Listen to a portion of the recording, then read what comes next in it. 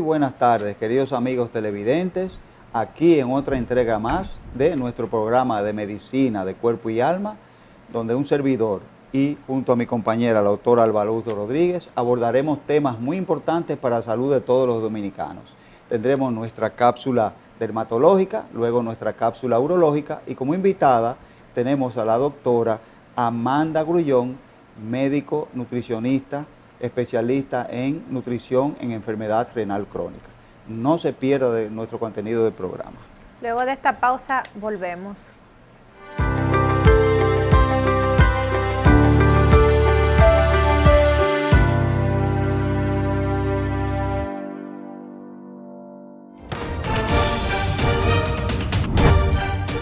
La Cámara de Diputados aprobó la solicitud del presidente Luis Abinader de extender el estado de emergencia por otros 45 días para continuar enfrentando la pandemia de la COVID-19. Asimismo, fue aprobado en segunda lectura el Código Penal que impone duras penas a la corrupción, delito electrónico, falsificación de bebidas, medicamentos y alimentos, entre otras. El presidente Alfredo Pacheco defendió la aprobación del proyecto, señalando que fue el resultado del aporte de distintos sectores y más de 11 sesiones del Pleno.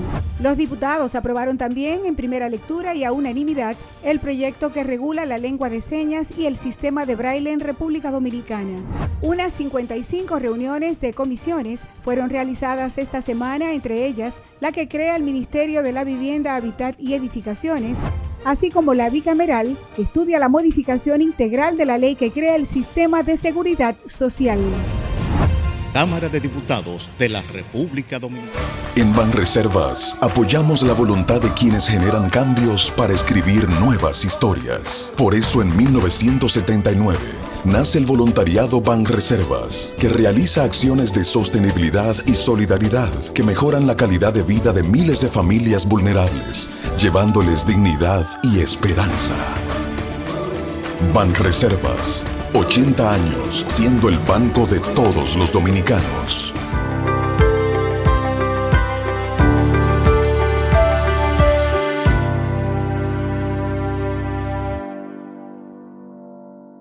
Con nosotros y retornamos a nuestro programa Medicina de Cuerpo y Alma, y en nuestra cápsula dermatológica de hoy vamos a hablar acerca de una condición muy frecuente en nuestro país, que es el melasma o cloasma facial. El melasma, como vemos en la imagen, no son más que son hiperpigmentaciones o manchas de color marrón pardo que aparecen luego del nacimiento. O sea, las personas no nacen con este tipo de manchas, sino que aparecen ya en la edad adulta, no son manchas congénitas. Estas manchas son más frecuentes en el sexo femenino más que en el masculino y aparecen en las mujeres en edad reproductiva. Las causas de esta enfermedad, de estas manchas, realmente hay múltiples asociaciones a la aparición de melasma. Estas pueden aparecer en cara, pero como vemos en la imagen, también en las áreas donde el sol nos da podemos ver esta pigmentación, como en los brazos, en el área del escote y en la cara a nivel frontal, en las mejillas, a nivel del mentón, a nivel del área del bigote, e inclusive hay pacientes que tienen prácticamente toda la cara afectada de estas manchas. Dentro de las causas de la aparición del melasma se encuentra la exposición solar en pacientes que no utilizan filtro solar y viven en zonas donde hay mucho sol, entonces se comienzan a notar la aparición de estas manchas.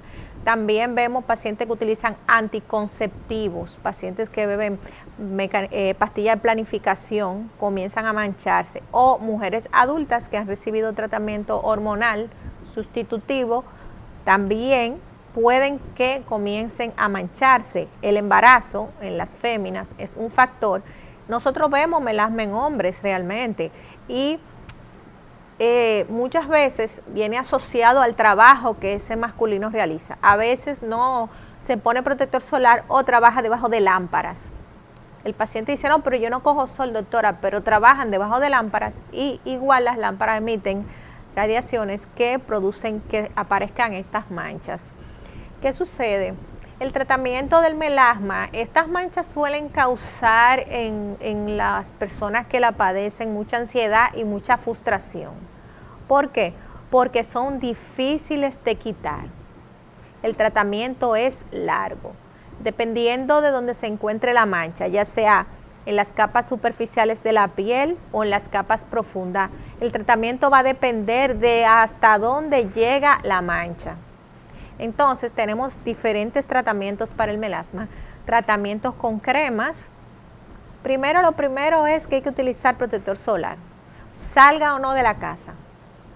Aunque ya el melasma se instaló, las manchas están ahí, el protector me va a ayudar a mí a que no aparezcan más manchas y a que me protege a que las manchas no se expandan. Entonces, el paciente debe de utilizar protector solar.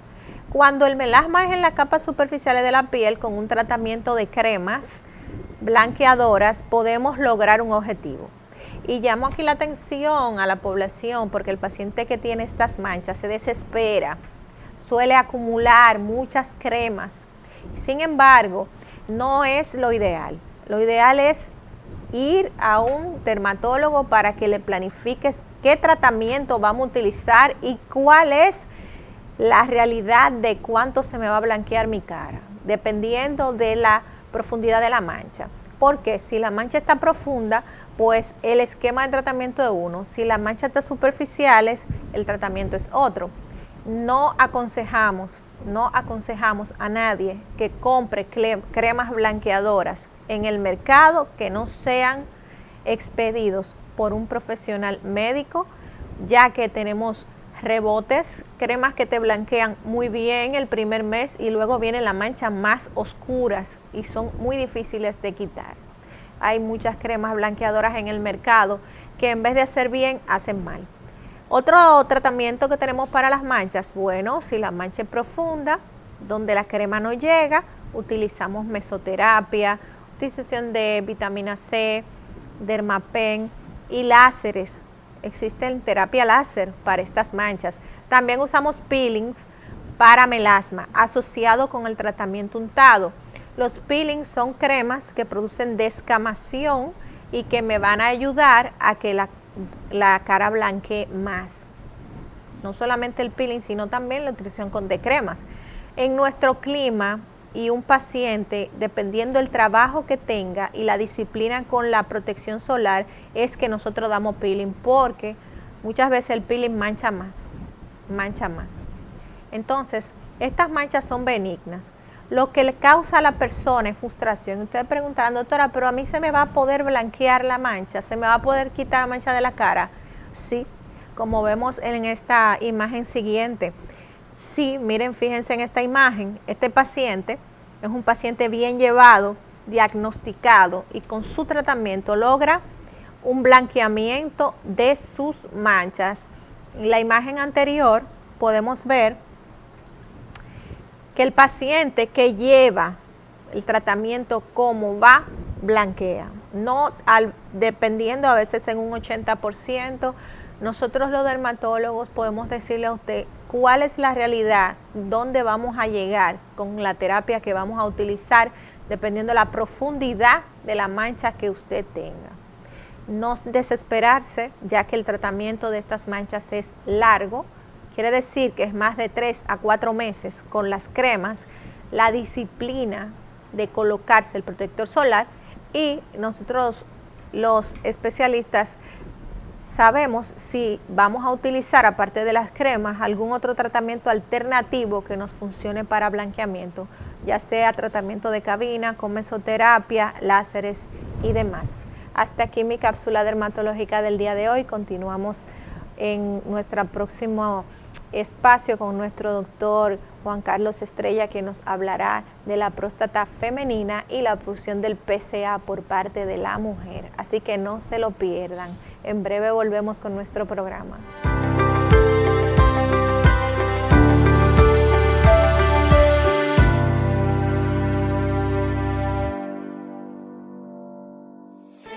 En Banreservas apoyamos la voluntad de quienes generan cambios para escribir nuevas historias. Por eso en 1979 nace el voluntariado Banreservas, que realiza acciones de sostenibilidad y solidaridad que mejoran la calidad de vida de miles de familias vulnerables, llevándoles dignidad y esperanza. Banreservas, 80 años siendo el banco de todos los dominicanos. La Cámara de Diputados aprobó la solicitud del presidente Luis Abinader de extender el estado de emergencia por otros 45 días para continuar enfrentando la pandemia de la COVID-19. Asimismo, fue aprobado en segunda lectura el Código Penal, que impone duras penas a la corrupción, delito electrónico, falsificación de bebidas, medicamentos y alimentos, entre otras. El presidente Alfredo Pacheco defendió la aprobación del proyecto, señalando que fue el resultado del aporte de distintos sectores y más de 11 sesiones del Pleno. Los diputados aprobaron también en primera lectura y a unanimidad el proyecto que regula la lengua de señas y el sistema de braille en República Dominicana. Unas 55 reuniones de comisiones fueron realizadas esta semana, entre ellas la que crea el Ministerio de la Vivienda, Hábitat y Edificaciones, así como la bicameral, que estudia la modificación integral de la ley que crea el sistema de seguridad social. Cámara de Diputados de la República Dominicana.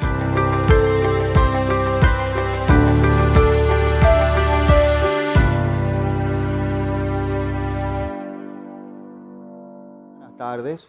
Y continuando con la programación, con el contenido de nuestro programa de Medicina de Cuerpo y Alma, hoy quisiera compartir con ustedes una curiosidad sobre la próstata femenina. No soy ginecólogo ni pretendo serlo, soy urólogo, pero quisiera compartir, como ya dije, con ustedes esta curiosidad sobre la próstata femenina y el PSA. Ya dijimos la semana pasada que hablamos de la hiperplasia prostática benigna, cómo se empezaba a formar la próstata de dos brotes en el seno urogenital a partir de los 2 meses y medio de la 10ª, 11, 12 semanas de gestación, donde aparecen 2 brotes en el seno urogenital de origen endodérmico y 2 brotes de origen mesodérmico. Los 2 brotes de origen endodérmico formaban las glándulas submucosas y las glándulas suburetrales, que constituyen la parte transicional y la parte central de la próstata. Como vimos en el dibujo, un corte transversal está representado por las glándulas en rojo y las glándulas en amarillo, en esa gráfica.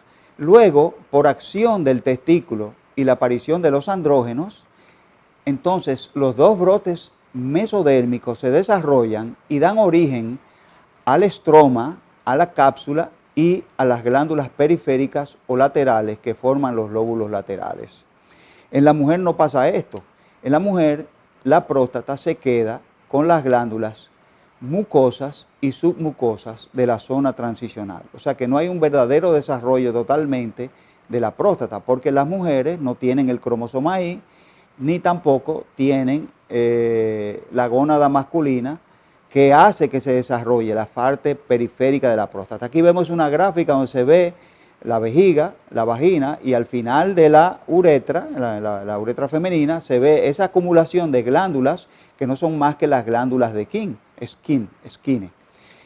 Lo que vemos es que la próstata tiene un origen femenino y que con la aparición de la gónada masculina, el desarrollo y la aparición de los andrógenos, se acaba de formar constituyéndose los lóbulos laterales, el estroma y la cápsula propiamente dicha. También la próstata femenina, como se ve en esta gráfica, también produce PSA y produce un líquido que sale y que ayuda y complementa el orgasmo femenino. Las concentraciones de PSA en la sangre de la mujer son sumamente bajas, a veces llegando como mucho a medio nanogramo, es decir, 0.5 nanogramos por mililitro. Ustedes saben que en el hombre esta concentración va de 0 a 4 nanogramos por mililitro. ¿Qué es lo que pasa? Como la próstata femenina no tiene una configuración anatómica tan terminada, tan completa como la del hombre, se trasvasa hacia la circulación sanguínea muy poco PSA. Y entonces las mujeres por eso tienen un PSA muy bajito, es decir, a veces no llega o apenas llega a 0.5 nanogramos por mililitro. Ustedes saben que la glándula de Skene se forma a través del endodermo y esta glándula es la que produce la PSA en la sangre, pero como no hay testosterona, no se llega a aparecer completamente. La glándula prostática femenina se empezó a describir desde los años de Hipócrates y Galeno. En 1672, el señor Reinier de Graaf, un médico holandés, el mismo que describió los folículos de Graaf, describió la próstata femenina. 200 años después, el doctor Skene, Alexander Skene, médico escocés, ginecólogo, describió la glándula de Skene y la empezó a llamar el equivalente de la próstata masculina. Y en el año 2000, en un congreso de la FICAT, que no es más que la Federación Internacional de Terminología Anatómica en Orlando, Florida, el doctor Saviasic, anatomopatólogo, describió la próstata y se llegó a un acuerdo de llamar próstata femenina en vez de glándulas parauretrales y uretrales o glándula de Skene. La próstata femenina, como ya dijimos antes y hemos visto en una de estas gráficas ya pasadas, puede producir PSA, fosfatasa alcalina y tiene también cualidades endócrinas porque produce la serotonina. Y su función sería, de la glándula prostática, ayudar en la sensación de placer en la mujer. Hemos visto en una de las gráficas que la glándula femenina, la glándula prostática femenina, está por delante del famoso punto G, que no es más que un conglomerado de inervación nerviosa que iría hacia la próstata y también se concentra en la vagina llamándole el punto G. Se ha visto también que las mujeres sufren de síndromes miccionales. A veces llegan a nuestra consulta mujeres con trastornos de la micción. Hacemos cultivo de orina, hacemos citoscopía, hacemos sonografías, son personas, estudios urodinámicas y son pacientes que tienen un normal expulsión de orina y cultivo de orina negativo. Se ha descrito también inflamaciones de estas glándulas que podrían justificar estos síntomas, es decir, el famoso síndrome uretral de las mujeres o la famosa cistitis intersticial no sería el equivalente de la prostatitis crónica del hombre, no sería el equivalente de la hiperplasia prostática del hombre. Y vamos a hablar ahora del PSA. La próstata femenina produce PSA.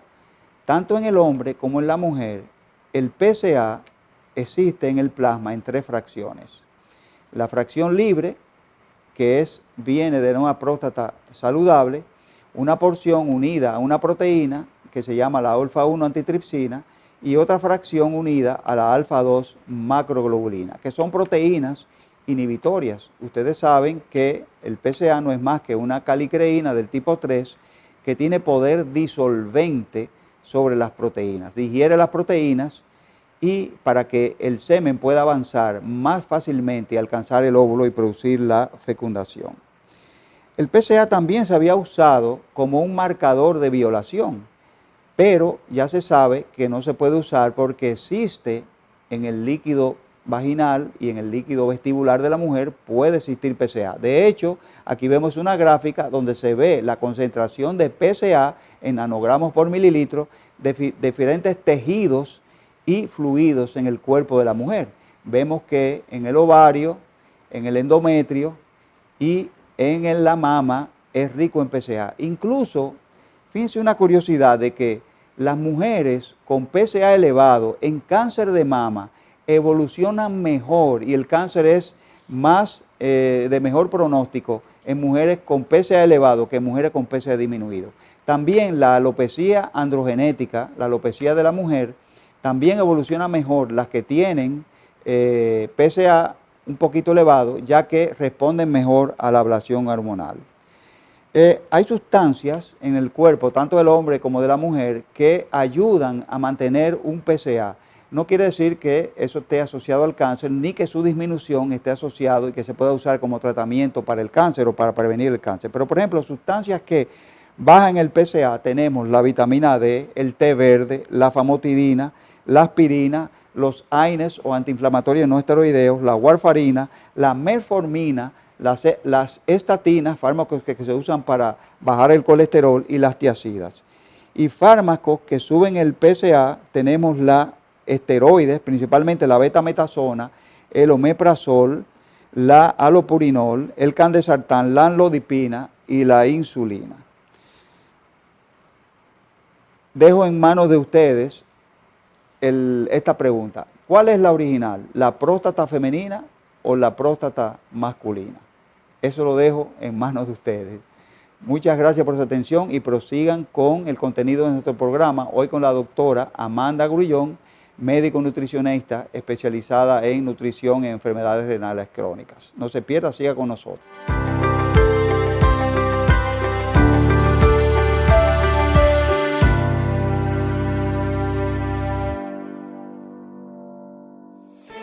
En Banreservas apoyamos la voluntad de quienes generan cambios para escribir nuevas historias. Por eso en 1979 nace el voluntariado Banreservas, que realiza acciones de sostenibilidad y solidaridad que mejoran la calidad de vida de miles de familias vulnerables, llevándoles dignidad y esperanza. Banreservas, 80 años siendo el banco de todos los dominicanos. La Cámara de Diputados aprobó la solicitud del presidente Luis Abinader de extender el estado de emergencia por otros 45 días para continuar enfrentando la pandemia de la COVID-19. Asimismo, fue aprobado en segunda lectura el Código Penal, que impone duras penas a la corrupción, delito electrónico, falsificación de bebidas, medicamentos y alimentos, entre otras. El presidente Alfredo Pacheco defendió la aprobación del proyecto, señalando que fue el resultado del aporte de distintos sectores y más de 11 sesiones del Pleno. Los diputados aprobaron también en primera lectura y a unanimidad el proyecto que regula la lengua de señas y el sistema de braille en República Dominicana. Unas 55 reuniones de comisiones fueron realizadas esta semana, entre ellas la que crea el Ministerio de la Vivienda, Hábitat y Edificaciones, así como la bicameral, que estudia la modificación integral de la ley que crea el sistema de seguridad social. Cámara de Diputados de la República Dominicana.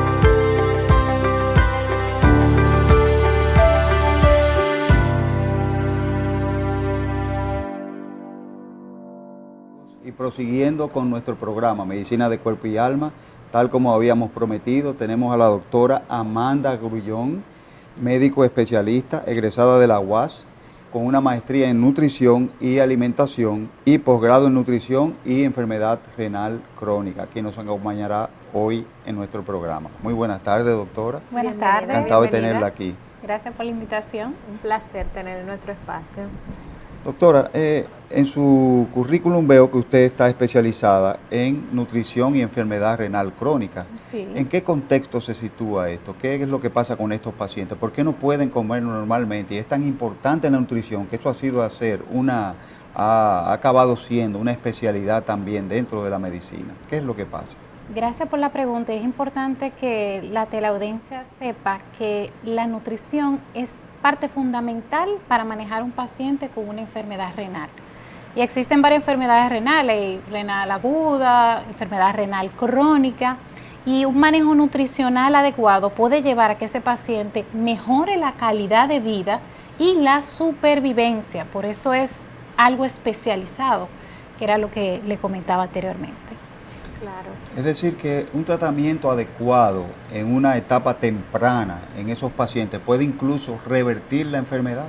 Excelente, claro que sí. Y más incluso prevenir la génesis de la enfermedad, porque un ejemplo en el adulto, la diabetes, la hipertensión, la obesidad lleva a la generación de la enfermedad renal crónica, porque es como un proceso degenerativo.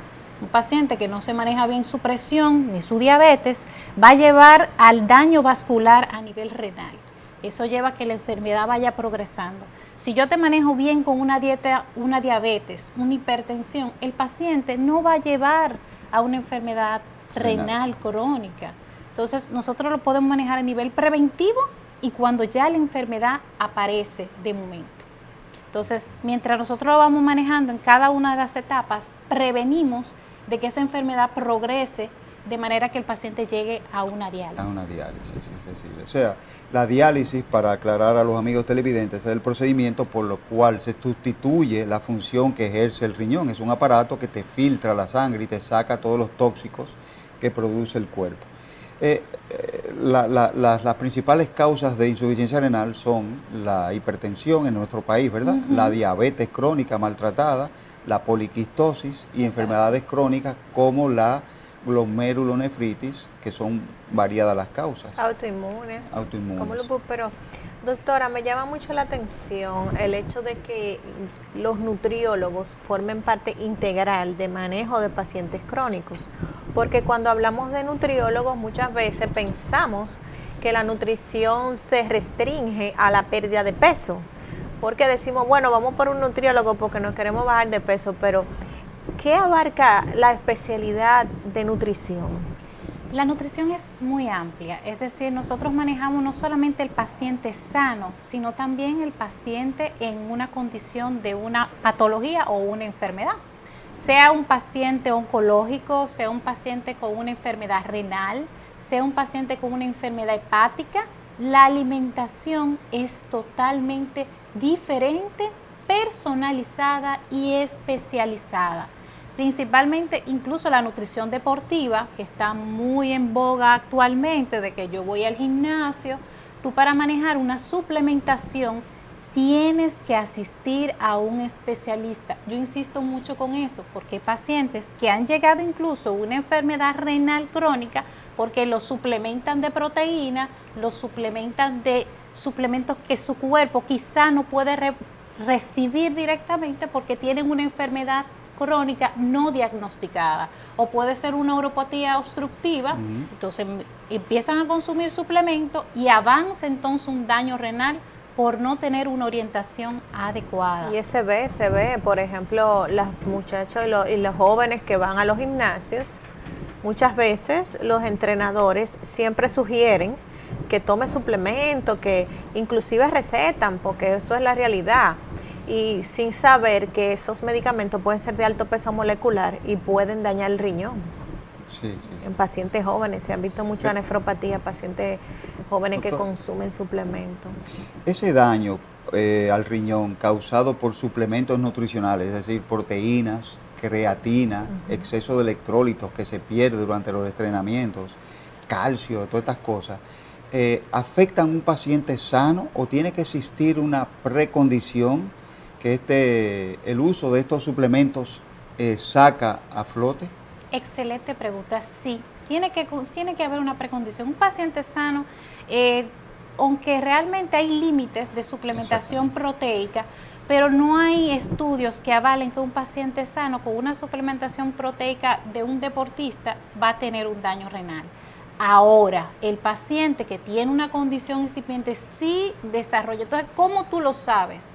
Tú tienes que tener una valoración clínica de ese paciente. Tú no puedes irte a suplementar sin tú tener una valoración de cómo está tu albúmina, cómo está tu urea, cómo está tu creatinina.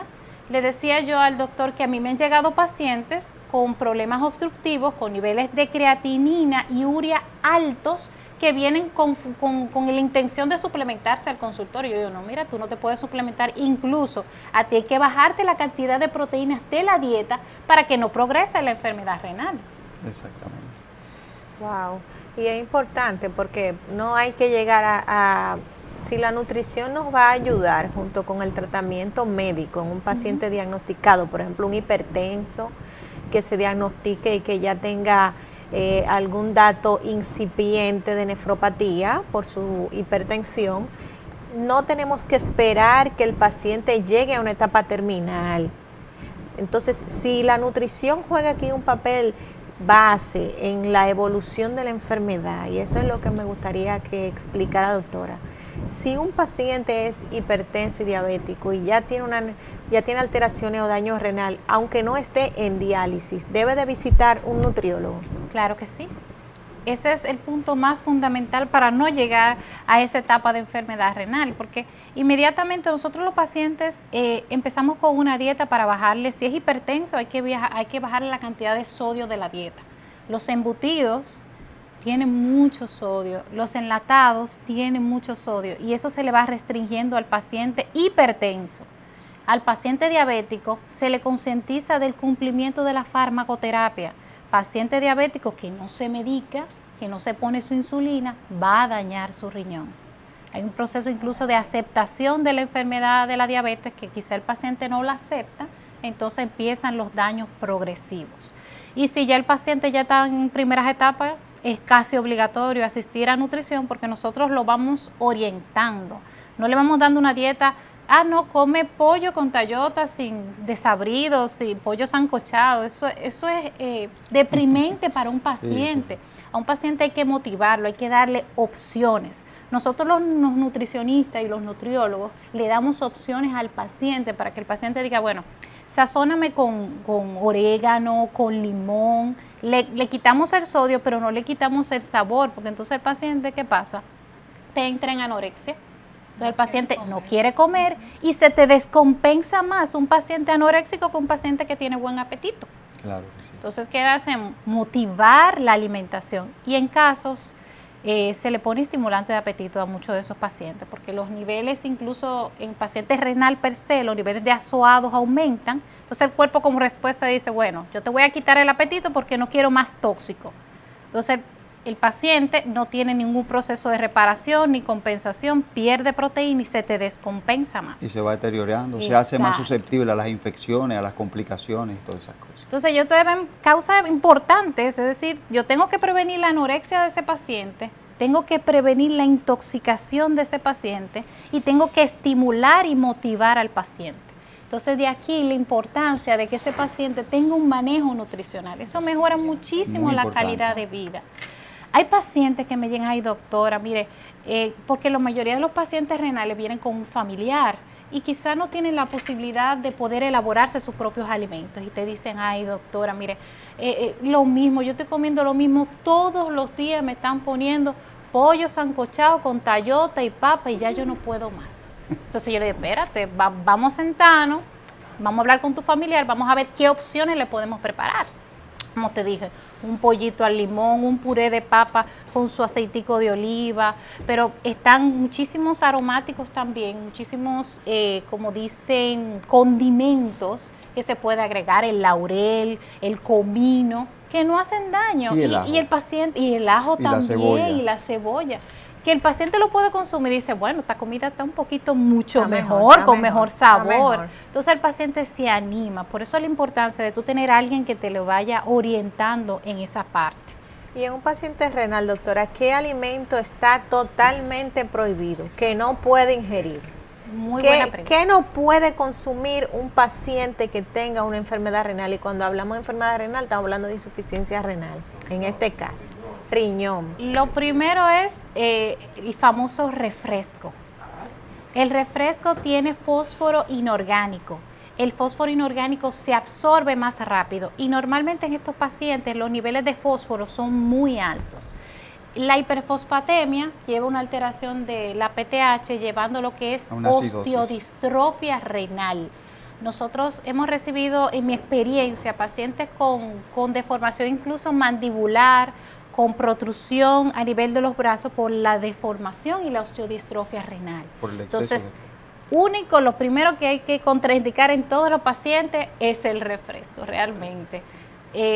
Además del refresco, tenemos otros alimentos como es el coco y el aguacate, se los restringimos al paciente renal que está en diálisis, porque tenemos que hablar por etapa. Paciente dialítico, se le restringen esos alimentos, el aguacate, los granos, los enlatados se restringen en estos pacientes. Los enlatados tienen buena cantidad de potasio y de fósforo.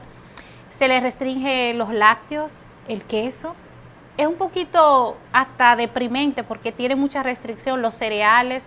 En el caso de los pacientes pediátricos, sufren mucho los pacientes pediátricos renales porque no pueden comer ni aguacate, ni chocolate, los chocolates están contraindicados. ¿Y el aguacate qué produce, doctora? Porque yo tenía entendido que el aguacate era una buena fuente. Es por el potasio. Por el potasio. Wow.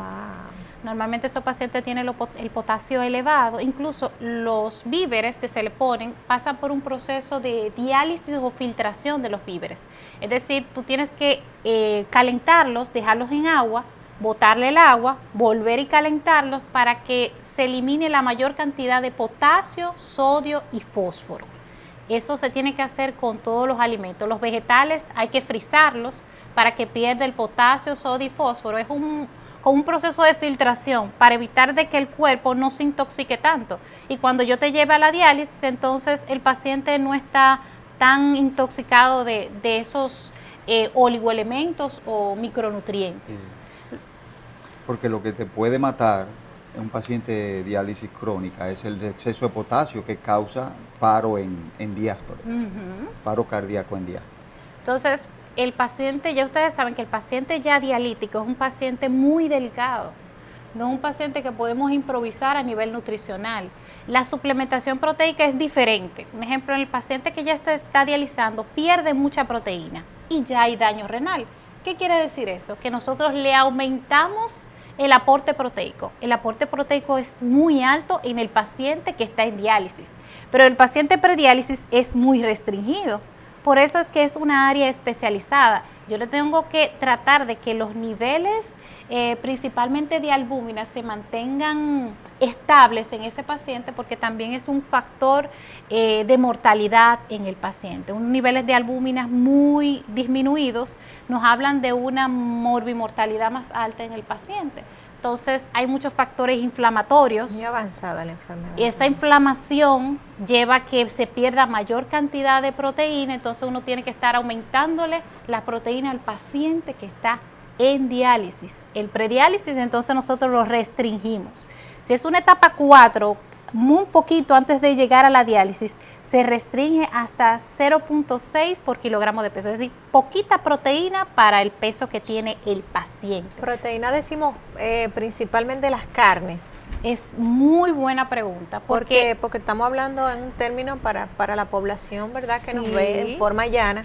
Y cuando decimos proteína, de los alimentos que ingerimos, como los carbohidratos, arroz y esas cosas, cuando hablamos de proteína, hablamos principalmente de la proteína de origen animal.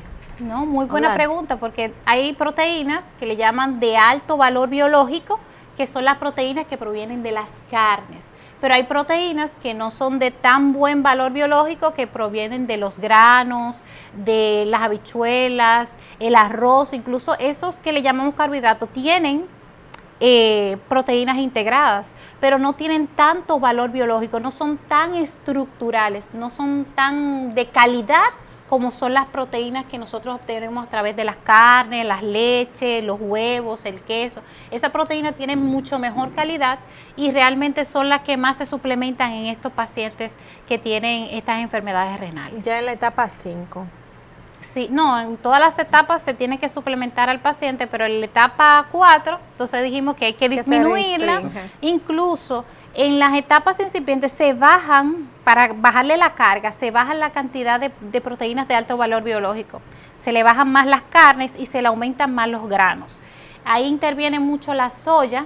A estos pacientes se le aumenta la cantidad de soya en la dieta, queso de soya, porque ellas causan menos daño a nivel renal. No Obviamente en este grupo de pacientes. Y no tiene ácido úrico que tienen las carnes. Exacto, muy bien. Yo pienso que es muy importante la intervención de la doctora, porque nosotros, los pacientes ya tienen acceso a internet, la gente busca mucho, hay muchas opiniones. Cuando se diagnostica un paciente, siempre hay alguien que le da idea, que come esto, que come aquello, que esto es bueno, que le funcionó a fulano. Entonces, muchas veces podemos hacernos más daño que bien, más daño que bien. Claro.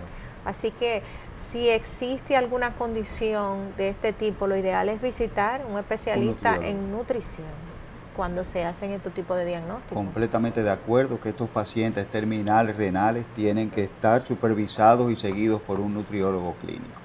Y mencionando Claro. la modernidad y las redes, le quería compartir que existe una aplicación que se llama Pucono. Es una aplicación donde el paciente renal, no importa la etapa, puede ver la cantidad como en forma de semáforo de potasio, fósforo, sodio que tiene un alimento. Entonces, si es un paciente pediátrico, si es un adulto, dice, bueno, yo me puedo comer esto, o sale a un restaurante, esto tiene mucho potasio y fósforo, le sale el listado de alimentos, dice, bueno, este tiene mucho potasio, tiene mucho sodio y mucho fósforo, no lo puedo comer. Un ejemplo, las nueces se contraindican en el paciente con enfermedad renal crónica en diálisis, en etapa 5. Entonces dice, no, yo no puedo comer nueces, no puedo comer esto, pero sí puedo comer champiñones, no puedo comer aguacate. Entonces, el paciente puede ver en un listado, incluso le hace preguntas si tú estás en diálisis peritoneal, si estás en hemodiálisis, en la misma aplicación, y él puede utilizar como un medio de consulta desde su celular. ¿Cómo se llama la aplicación, doctora? Pucono. Pucono. Se escribe P-U con cada kilómetro O-N-O. Pucono. Pucono. Muy Bueno, interesante. Muy bueno, Sí. estamos aquí en nuestro programa Medicina de Cuerpo y Alma y vamos a una breve pausa. En breve volvemos con nuestra invitada especial, la doctora especialista en nutrición, que estamos hablando acerca de la nutrición en el paciente con enfermedad renal. No le cambien, en breve volvemos.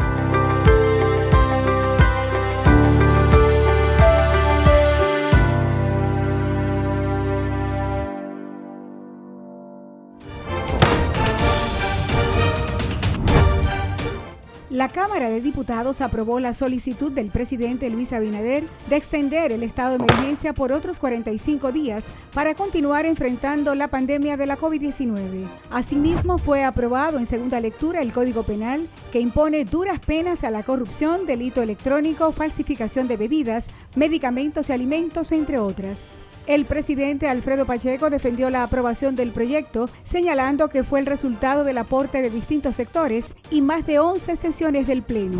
Los diputados aprobaron también en primera lectura y a unanimidad el proyecto que regula la lengua de señas y el sistema de braille en República Dominicana. Unas 55 reuniones de comisiones fueron realizadas esta semana, entre ellas la que crea el Ministerio de la Vivienda, Hábitat y Edificaciones, así como la bicameral, que estudia la modificación integral de la ley que crea el sistema de seguridad social. Cámara de Diputados de la República Dominicana. En Banreservas apoyamos la voluntad de quienes generan cambios para escribir nuevas historias. Por eso en 1979 nace el voluntariado Banreservas, que realiza acciones de sostenibilidad y solidaridad que mejoran la calidad de vida de miles de familias vulnerables, llevándoles dignidad y esperanza. Banreservas, 80 años siendo el banco de todos los dominicanos.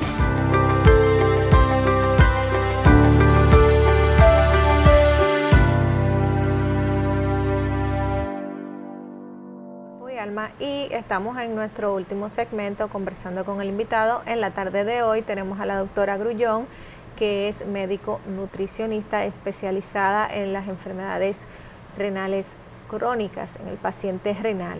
Doctora, cuando hablamos de paciente renal y nos referimos a los pacientes que sufren de los riñones, para ser específicos, para que todos comprendamos, y que son muchas las enfermedades del riñón, pero en estos pacientes que producen cálculos renales o piedras en el riñón, ¿deben visitar un nutriólogo para esa condición? Claro que sí, porque uno lo orienta en una dieta en la cual esos oxalatos, esas piedras que se pueden producir por un exceso de lácteos o por otros alimentos que tienen ese tipo de ingrediente, entonces nosotros le damos una dieta equilibrada para que ese paciente no se siga complicando de su situación. Y si hay un pequeño daño, una alteración a nivel renal, entonces sí se tiene que hacer un cálculo y una reducción de proteínas de la dieta. Doctora, hay una pregunta muy interesante para mí. Quisiera, desde el punto de vista urológico, yo sé qué ocurre, pero me gustaría saber su punto de vista como nutrióloga.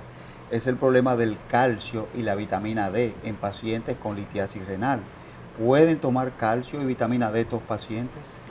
Es un poquito controversial. O sea, por ejemplo, una paciente con litiasis renal, pero que también tenga osteoporosis, puede tomar calcio, puede tomar vitamina D. Es un poquito controversial porque uno tiene que sopesar la condición del paciente. Si lo más importante es la osteoporosis, nosotros le debemos dar prioridad a su situación del calcio y obviamente un calcio con vitamina D para que mejore la absorción del mismo. Es decir, cuando te llegan los pacientes, tú tienes que sopesar cuál es la condición más importante a tratar.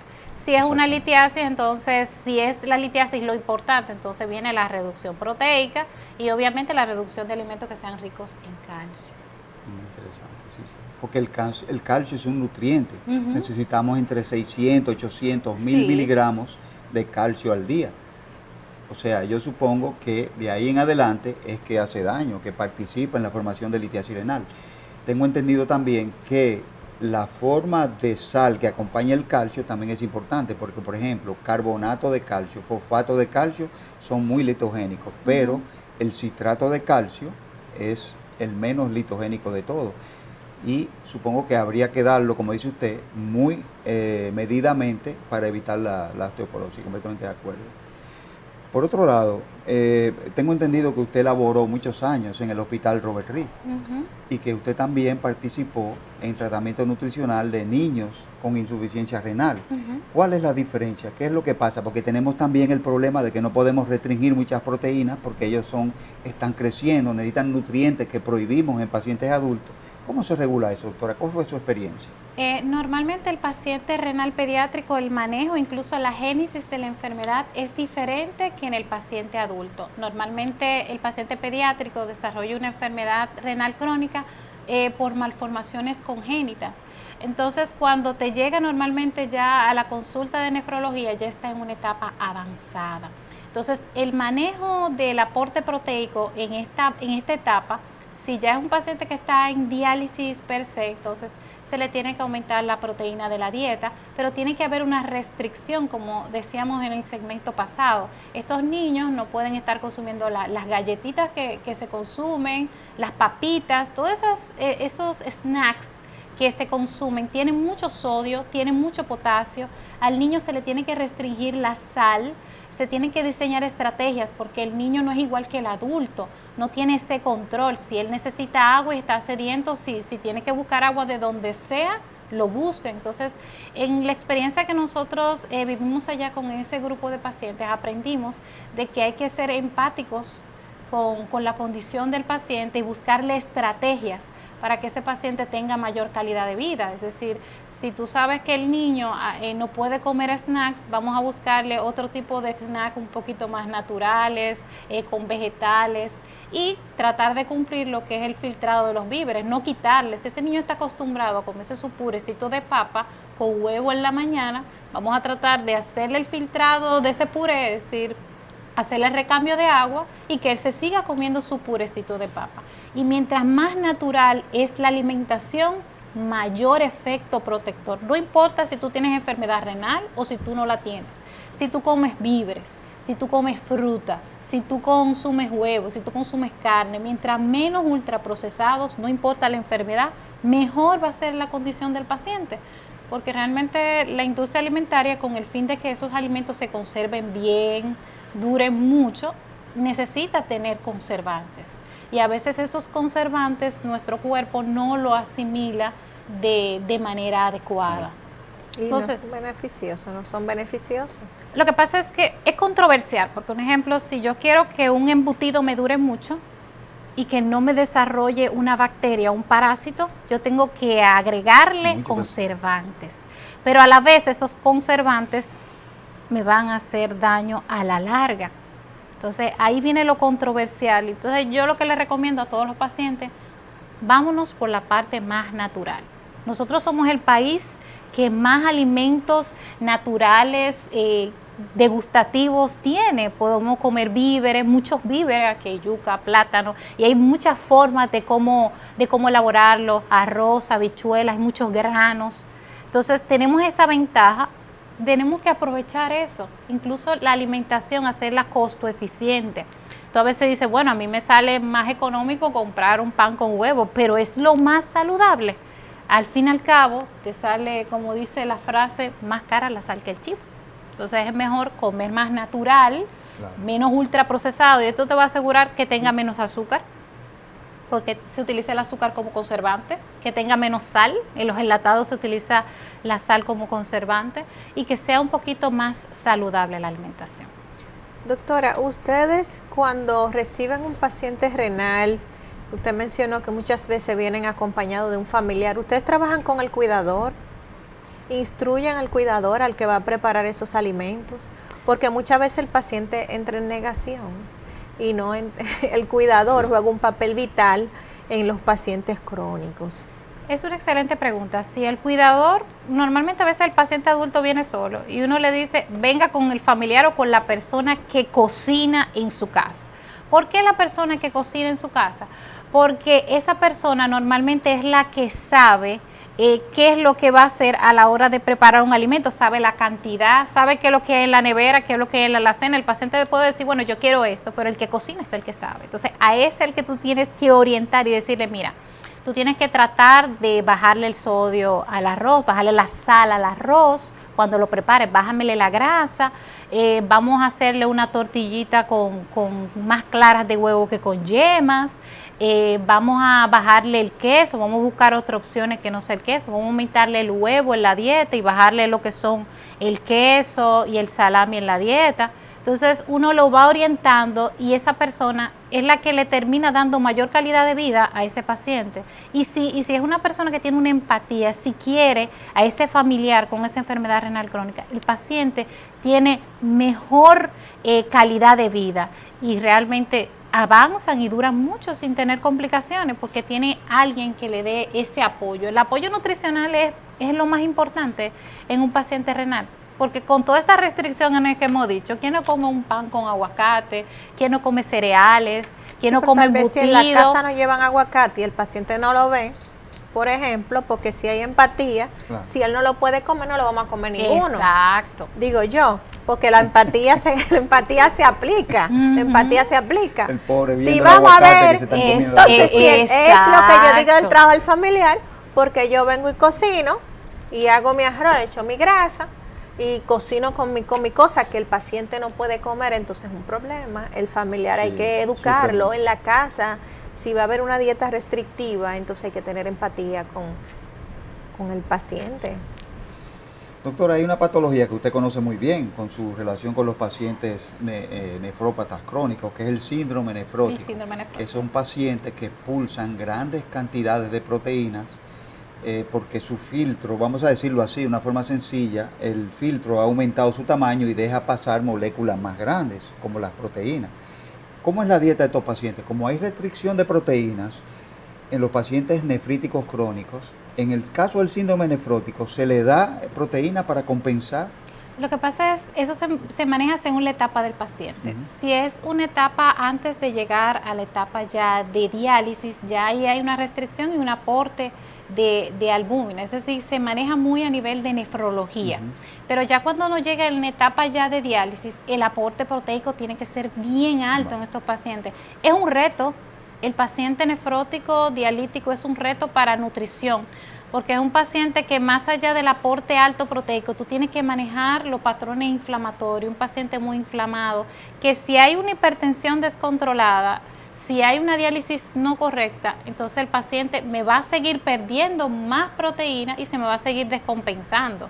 Entonces es un momento que a veces el paciente te produce mucho tóxico y si no tiene una buena diálisis, entonces uno tiene que estar ahí fijándose bien de que la diálisis sea correcta, porque entonces el paciente le tengo que bajar la proteína si empieza a aumentar los tóxicos como urea y creatina, entonces tengo que bajarlo. Entonces cuando el paciente mejora tengo que subirlo. Es decir, tú tienes que estar fijándote en las analíticas del paciente porque tú sin darte cuenta puedes descompensar con una dieta al paciente. Ay, sí, la dieta es sumamente importante. Es bueno que lo digan porque a veces la gente ve que como que los alimentos es algo sencillo, pero los alimentos pueden involucrar y afectar la vida de cualquier persona. Sí. Es como un fármaco. Igual que un fármaco funciona. Lo que dijo Hipócrates, somos lo que comemos.